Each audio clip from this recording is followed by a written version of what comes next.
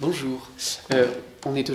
aujourd'hui très heureux de pouvoir vous présenter cette tête originaire de Java Centre, une tête de Bouddha. Il s'agit d'un fragment et d'une pièce qui mesure 28 cm et qui est datée, comme je le disais, du 9e siècle, de la dynastie Shailendra, qui est une des dynasties les plus emblématiques de l'art de Java et notamment de la thalassocratie de Srivijaya. On va le voir, ce fragment va nous révéler quelques-uns de ses secrets. Lorsque j'évoquais une tête de Bouddha, il faudrait être plus précis. En l'occurrence, vous l'aurez peut-être remarqué,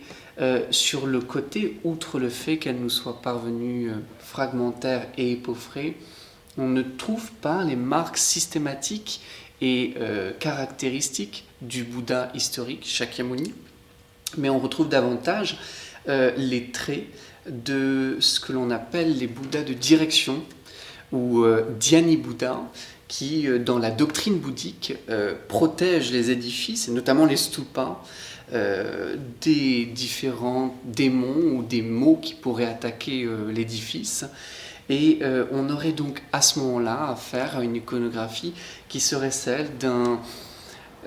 Amoghasiddhi pour le Jina situé au nord, d'un Akshobhya si c'était celui situé à l'est, d'un Amitabha s'il s'agissait du Bouddha situé à l'ouest, ou encore du Ratnasambhava qui est généralement représenté en faisant le geste du don situé au sud. Tandis que à son zénith et sur les dernières plateformes qu'on pourrait avoir, notamment à Borobudur, on retrouverait Vairochana, généralement signalé par des gestes emblématiques qui sont ceux de la Podhyagri-mudra, de la quintessence de l'éveil. Et donc cette figure, qui est celle d'un Jina, d'un vainqueur, elle est très largement surreprésentée depuis la redécouverte de Borobudur au XVIIIe siècle. Il s'agit des statues et d'un des visages les plus iconiques de l'art javanais et de l'art médiéval javanais. On a sur le seul site de Borobudur 504 statues qui représentent ces djinas. Et parmi ces 504 statues, placées sur les deux derniers niveaux d'élévation de ce stupa, on compte malheureusement 300 statues ravagées, attaquées par le temps, épeauffrées, fragmentaires, dont 43 statues aujourd'hui disséminées dans le monde, pour partie disparues, pour partie envoyées dans les plus grandes collections du monde. On en retrouve à Guimet, on en retrouve au Met. Enfin, il compte parmi probablement les visages les plus vus, les plus représentés et les plus caractéristiques. Si l'on devait décrire très rapidement, très sommairement cette si belle figure, on pourrait dire qu'elle hérite quelque peu des traits indiens,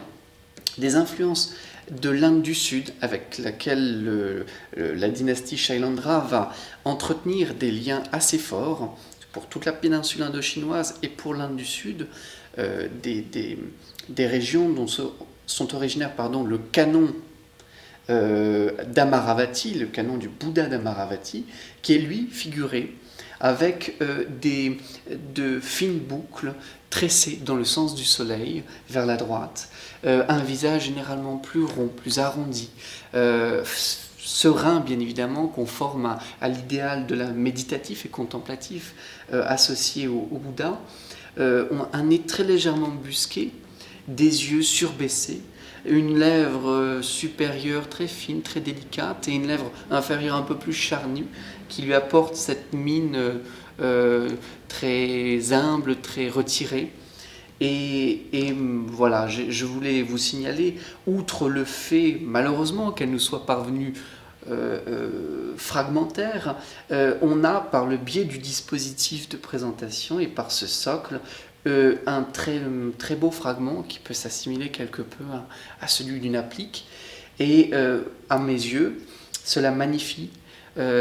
très largement, et je vous souhaite de pouvoir la voir, de pouvoir la rencontrer un jour à la galerie, mais il s'y dégage un vrai sentiment de splendeur, de mystère. J'espère que cette vidéo vous aura plu, puis vous aura informé.